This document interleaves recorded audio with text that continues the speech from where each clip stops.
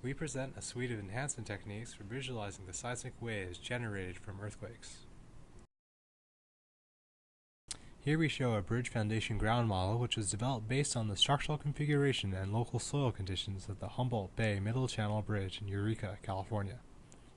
Scientists from UC San Diego used this model in their earthquake simulations, generating a dataset containing three-dimensional displacements for each node to represent the movements caused by the earthquake's seismic waves. The overall displacement can be decomposed into two main motions, drifting and shaking. Drift is a permanent deformation which is usually contained within the low-frequency band and is the product of slumping, settlement, and/or heaving of the system. Shaking is the cyclic motion of seismic displacements contained within the high-frequency band, seen as a back-and-forth movement. Here we show the dataset using traditional wireframe-based rendering. The colors represent the magnitude of the node displacements. However, it is difficult to see the underground motions as the inner portions of the mesh are occluded by the outside.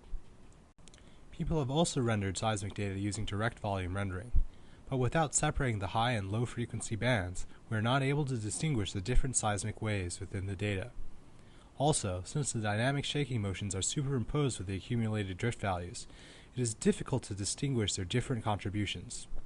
To provide an intuitive visualization of the simulation, we first perform seismic analysis on the displacement fields to extract the intertwined motions. In this animation, we show the low-pass vertical and the high-pass horizontal components of the displacements using different transfer functions. We can see that as the shaking continues, the bridge ramps sink. However, even with different transfer functions, it is difficult to get a sense of the high-pass back-and-forth motions using volume rendering. Instead, we propose using deformable implicit surfaces to display the high-pass band. Here the surfaces are superimposed with the low-pass parts displayed using volume rendering. In this animation, we have a much clearer view of the low-pass band while providing an intuitive display of the back-and-forth motions contained within the high-pass band. Our suite also provides other common techniques that scientists find useful in their analysis, such as using extra geometry to render portions of their dataset. Here we focus on a bridge pier and superstructure on the southeast side. In this example, the scientists were interested in how the bridge piles deformed as the bridge shook during the earthquake. Our framework for visualizing earthquake seismic data consists of several parts: frequency decomposition, resampling, direct volume rendering, and deformable implicit surfaces. With our techniques, different frequency components may be visualized together or individually.